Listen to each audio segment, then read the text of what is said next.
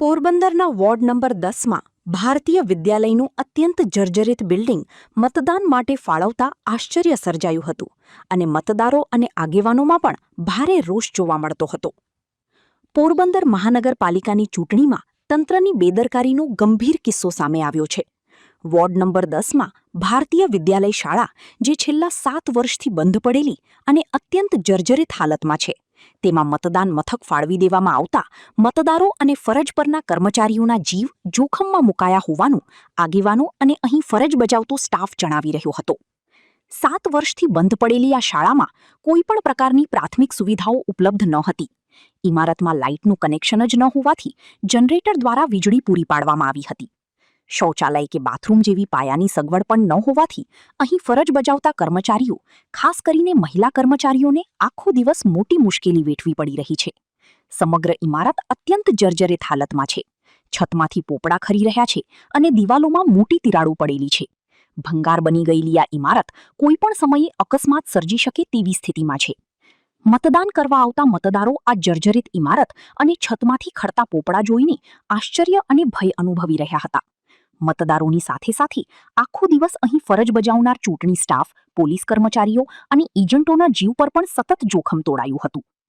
ઉલ્લેખનીય છે કે ચૂંટણી પહેલા જિલ્લા ચૂંટણી અધિકારી દ્વારા દાવો કરવામાં આવ્યો હતો કે અમે તમામ મતદાન મથકોની રૂબરૂ મુલાકાત લઈને વ્યવસ્થિત ચકાસણી કર્યા બાદ જ બૂથ નક્કી કર્યા છે.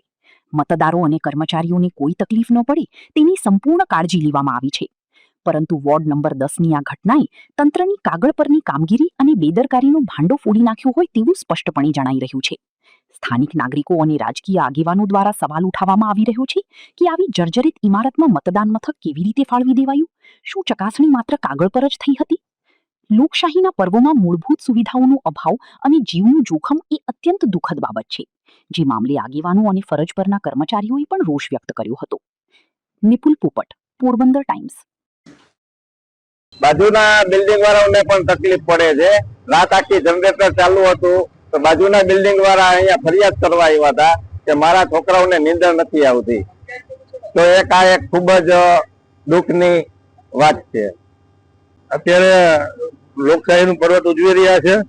લોકશાહીના પર્વતની અંદર અત્યારે આ જે સ્કૂલ છે, ભારતીય વિદ્યાલય સ્કૂલ, ને એની પાછળ મારું મકાન છે. કારણ કે હું ત્યાં રહેતો, એટલે આ બિલ્ડિંગ છે 8 વર્ષથી બંધ છે, જર્જરિત છે અને ગમે ત્યારે પડે એવી હાલત છે. અત્યારે એમાં લાઇટ કનેક્શન નથી, ટોયલેટની વ્યવસ્થા, અને મતદાર તો કદાચ બચીને મતદાર નીકળી જશે, પછી અંદર બેઠા ને જાનનું જોખમ છે. ગમે ત્યારે એની પર પડે ને મરી જાય તો આ ચૂંટણી અધિકારીને જે કે તંત્રની જવાબદારી રહે.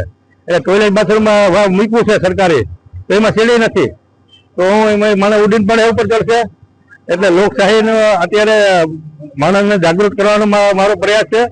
અને મહાત્મા ગાંધીજીની જન્મભૂમિ હોય, અહિંસાના પૂજારી હોય મહાત્મા ગાંધી, ત્યારે પોરબંદરની અંદર ગુંડાગીરી, દાદાગીરી કરી 11 ફોર્મ અમુક પક્ષવાળા ધમકાવીને લઈ ગયા હોય, બેનર કરી ગયા હોય, તો પોરબંદરની જાહેર જનતાને, જિલ્લાની જનતાને અપીલ કરું છું કે આ લોકશાહી બચાવજો, નહીં તો પછી આગામી દિવસોમાં આપણે જે મહાત્મા ગાંધીની જન્મભૂમિની જે છે એ હિંસાની જન્મભૂમિ 100% બની જાય. એટલે બધાને અપીલ કરું છું, મત દેવો, મત તમારો અધિકાર છે, અને 100% બધા મતદાન કરજો અને ભ્રષ્ટાચારીને, ગુંડાગીરીને બગાડજો.